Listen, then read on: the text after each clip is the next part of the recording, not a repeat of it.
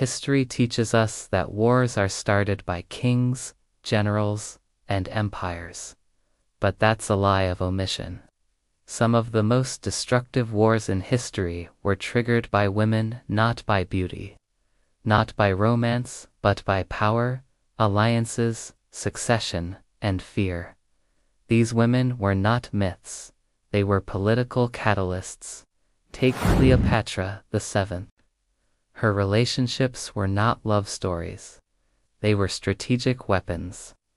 Through her alliances with Julius Caesar and later Mark Antony, she directly reshaped Rome's internal power struggles. She didn't just influence Roman politics. She accelerated a civil war that ultimately destroyed the Roman Republic itself. Her actions weren't about love, they were about securing her throne and Egypt's survival. Then there is Empress Wu Zetian of China. Her rise to power shattered centuries of dynastic balance.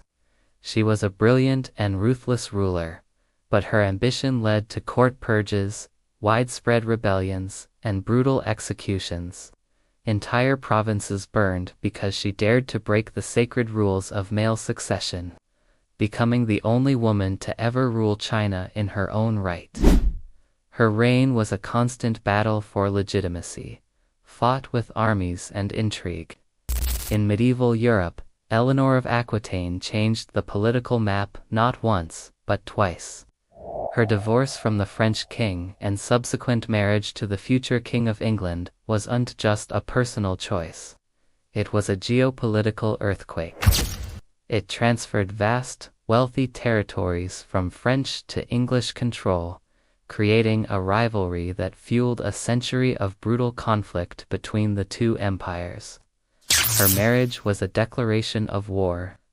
And what about Helen of Sparta, often reduced to the face that launched 1,000 ships? That's not the real story. Her abduction was a severe violation of international treaty law between powerful kingdoms. The Trojan War didn't begin as a romance gone wrong.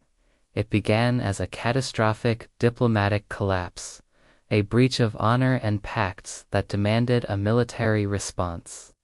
Across Africa, Asia, and Europe, women have always been at the heart of power. They controlled bloodlines, which determined legitimacy. They managed inheritance, which controlled wealth. And they forged alliances, which controlled peace and war. When these women made a move, entire kingdoms had to react. When they were threatened, wars followed. History didn't erase these women because they were weak. It erased them because they were too powerful.